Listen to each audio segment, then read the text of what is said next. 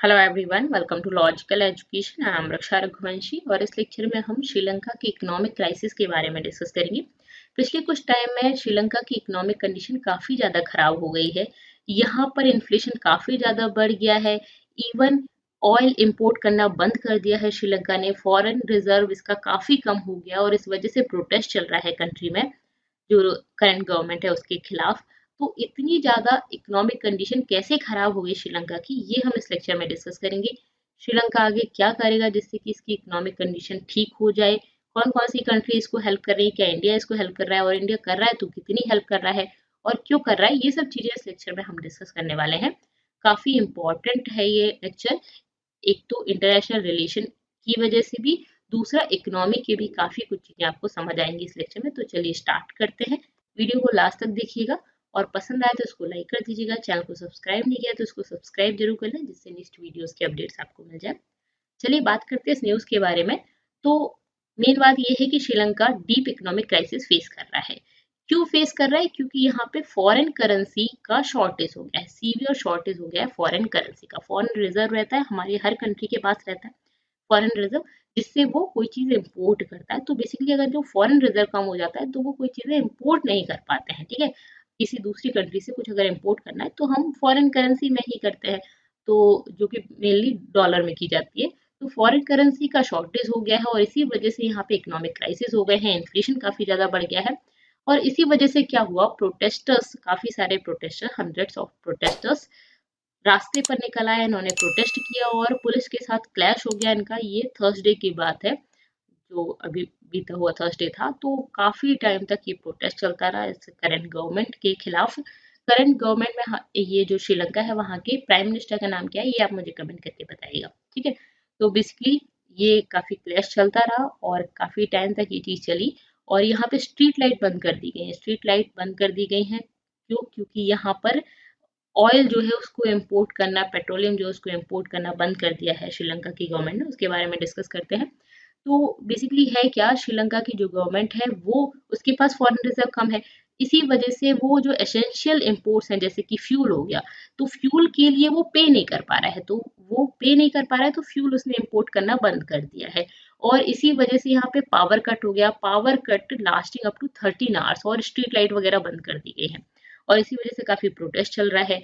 यहाँ पे ये एसेंशियल इंपोर्ट्स के लिए पे नहीं कर सकते हैं और यहाँ का जो ऑर्डिनरी पीपल है वो डील कर रहे हैं शॉर्टेज और इन्फ्लेशन। बेसिकली यहाँ पे इन्फ्लेशन, महंगाई काफी ज्यादा बढ़ गई है, ठीक है।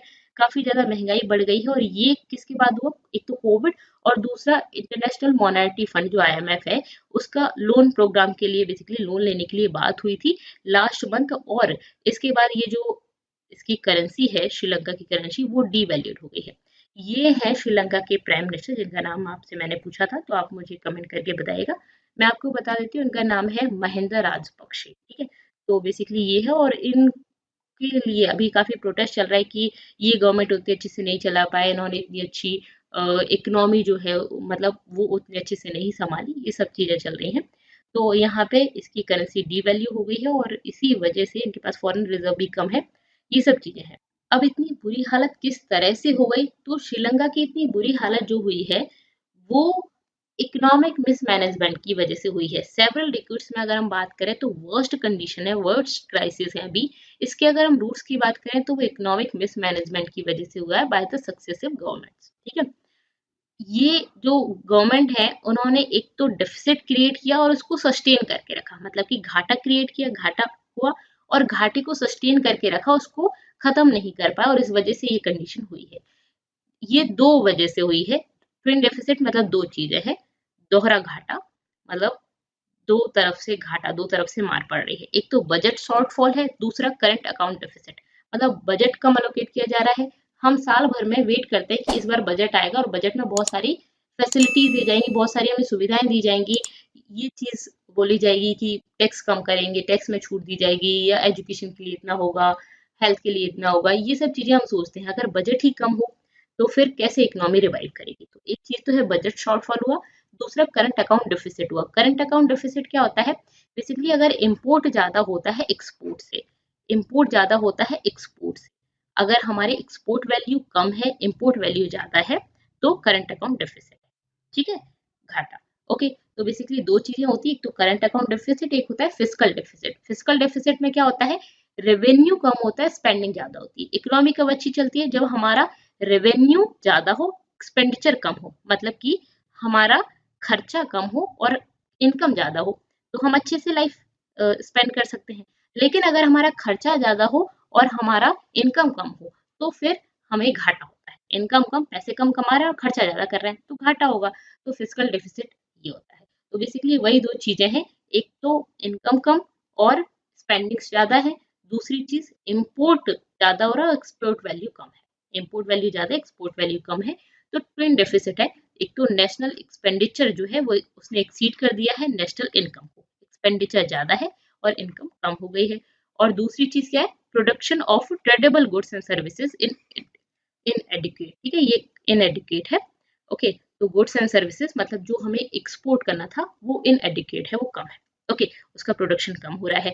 तो यहाँ पे एशियन डेवलपमेंट बैंक, ये जो 2019 में भी रिलीज हुआ था, उसमें ये बोला गया था कि श्रीलंका की जो इकोनॉमी है, Sri Lanka is a classic twin deficit economy. मतलब ये दोनों चीजें, एक तो ये एक्सपेंडिचर ज्यादा है और इनकम कम है, और दूसरी चीज क्या है कि यहाँ पे एक्सपोर्ट कम हो रहा है और इम्पोर्ट ज्यादा हो रहा है। एक्सपोर्ट कम हो रहा है, इम्पोर्ट ज्यादा हो रहा है, ये जैसे इंडिया में भी चल रहा है। ऐसा नहीं है कि इम्पोर्ट हम ज्यादा करते हैं और एक्सपोर्ट कम करते हैं, इम्पोर्ट वैल्यू कम होती है, एक्सपोर्ट वैल्यू ज्यादा होती है। लेकिन अगर वो और भी बहुत सारी चीजें अगर हो जाए, यहाँ पे बजट एलोकेट कम हो, एक्सपेंडिचर ज्यादा हो, तो वो फिर धीरे धीरे धीरे धीरे घाटे की तरफ बढ़ जाता है। ओके, और इन्फ्लेशन धीरे धीरे बढ़ जाता है। इंडिया की अभी इकोनॉमी काफी अच्छी है अगर हम कंपेयर करें तो, ठीक है। तो यहाँ पे जो करंट क्राइसिस है उनका मेन रीजन क्या है, तो ये तो मैंने आपको बता दिया कि साल दर साल ये सब चीजें चलती रही।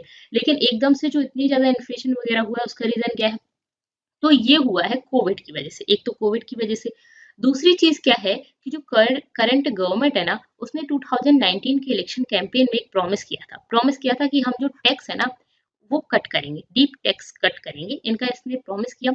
अब क्या हुआ, कोविड 19 जब चला उसके जस्ट पहले इन्होंने ये चीज इनेक्ट कर दी, मतलब इन्होंने टैक्स कट कर दिए। अब कोविड की वजह से सब चीजें वैसे ही खत्म हो गई थी, सारा लॉकडाउन हो गया था, इनकम तो हो नहीं रही है, टैक्स और बंद कर दिए, तो इस वजह से भी काफी ज्यादा घाटा बढ़ गया।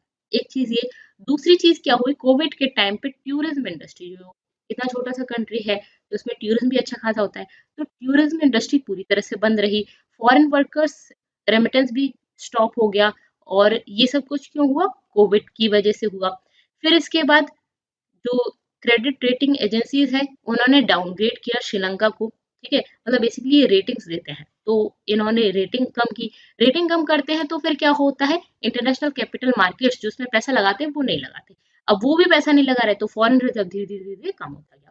तो इसकी जो इकोनॉमी जो ये यहाँ पे सोच रहे थे, जो इंटरनेशनल कैपिटल मार्केट्स जो है इन पर ये डिपेंडेंट थे, डेप्ट मैनेजमेंट प्रोग्राम जो इसका ये है, ये इस पर डिपेंड थे। तो अब यही बंद हो गया, लोगों ने पैसा लगाना बंद कर दिया, तो इस वजह से डीरेल हो गया, पटरी से खिसक गई इसकी इकोनॉमी।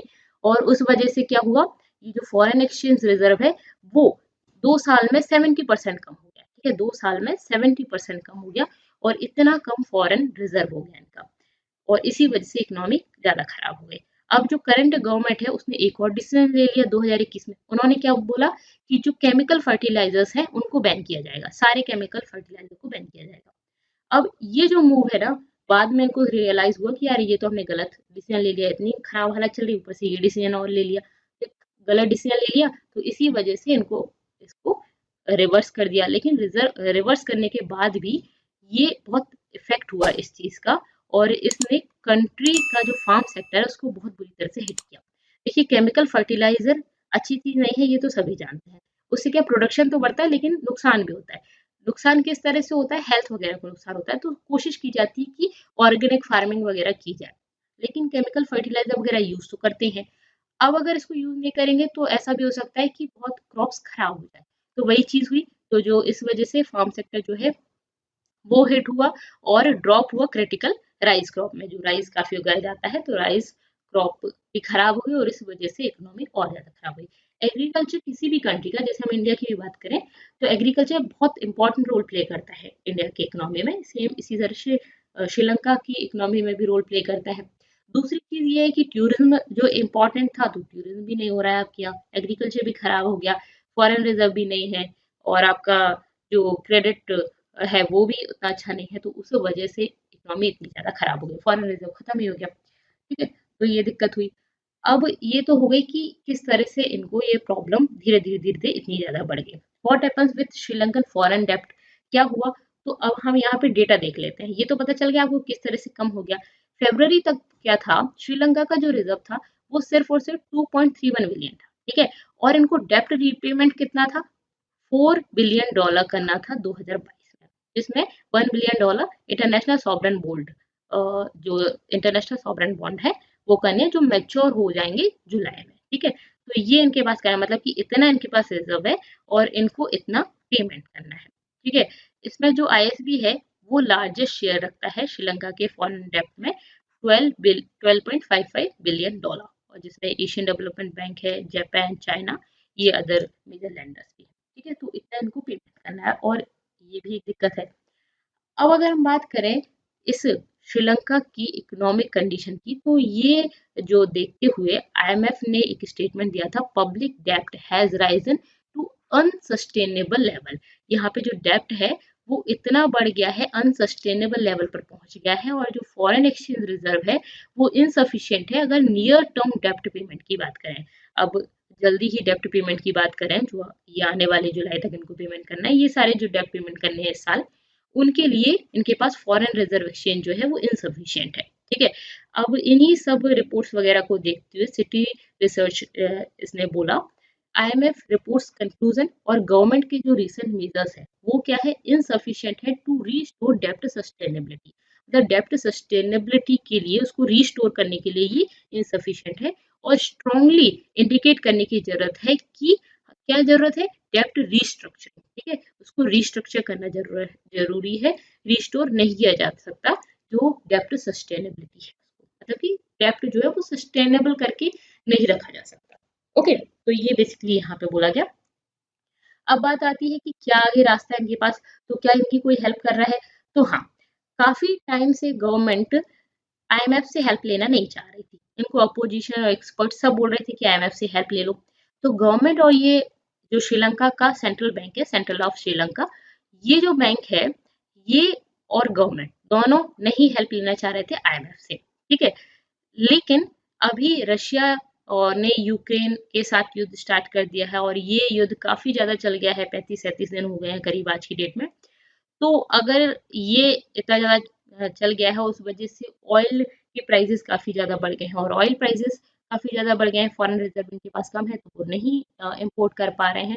तो इस वजह से इन्होंने सोचा है कि हम आईएमएफ के साथ अब उनसे लोन लेंगे। ठीक है, तो ये अप्रोच कर रहे हैं आईएमएफ को, और यहाँ पे जो आईएमएफ है ना, वो कुछ आने वाले कुछ दिनों में डिस्कस कर सकते हैं कि कौन सा पॉसिबल लोन प्रोग्राम दिया जाए श्रीलंका को। क्या इसके अलावा और कोई भी हेल्प कर रहा है? तो इंडिया, हाँ बिल्कुल, इंडिया पड़ोसी है श्रीलंका का, तो ये हेल्प कर रहा है।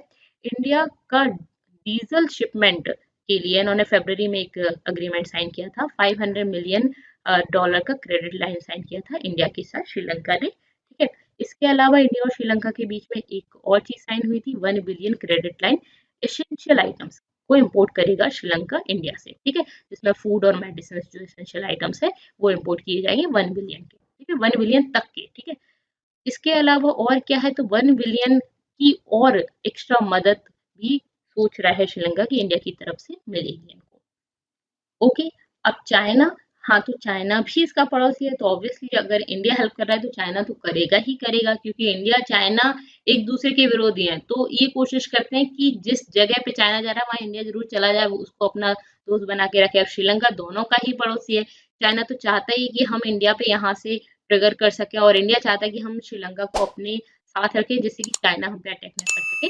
तो बेसिकली ये सब चीजें रीजन रहते हैं बैकग्राउंड में। तो यहाँ पे चाइना कितनी हेल्प कर रहा है, तो चाइना ने जो श्रीलंका का सेंट्रल बैंक है उसको 1.5 billion swap plus 1.3 billion syndicated loan मतलब बहुत सारे लेंडर्स के द्वारा लोन दिया जाता है, काफी बड़ा लोन होता है, तो 1.3 बिलियन का लोन, $3 बिलियन के उन्होंने लोन देने वाले हैं इसको श्रीलंका को। सिंडिकेटेड लोन मतलब कि एक ही पर्सन नहीं देगा, एक ही बैंक नहीं देगा, काफी सारे लोग मिलकर। ठीक है, और चाइना इसके अलावा और भी ऑफर करना चाह रहा है 1.5 बिलियन क्रेडिट फैसिलिटी, और इसके अलावा सेपरेट लोन देगा 1 बिलियन का। ठीक है, तो ये चीज़ें भी दे सकता है, ये दे चुके हैं। ठीक है, तो ये बेसिकली इंडिया, चाइना और IMF के द्वारा इस तरह से हेल्प की जा रही है। तो इस तरह से कोशिश की जा रही है कि श्रीलंका की इकोनॉमी रिवाइव हो सके। ओके, तो यहाँ पे हमने इसके पीछे के रीजंस देखे, बैकग्राउंड में क्या है। इस लेक्चर की PDF आप चाहते हैं तो टेलीग्राम चैनल को ज्वाइन कर सकते हैं। इसके अलावा आप मुझसे इंस्टा और फेसबुक पर भी जुड़ सकते हैं। और वीडियो पसंद आता है तो प्लीज़ इसको लाइक ज़रूर कर दिया करिए, मुझे मोटिवेशन मिलता है इससे। और अगर आप कमेंट करते हैं तो मुझे बहुत बहुत अच्छा लगता है, तो प्लीज़ कमेंट करके मुझे बताया करिए किस टाइप की वीडियोस आप चाहते हैं, क्या आपके डाउट्स हैं, जो भी आप पूछना चाहते हैं वो आप मुझसे कमेंट करके पूछ सकते हैं। Thank you so much, thanks for watching.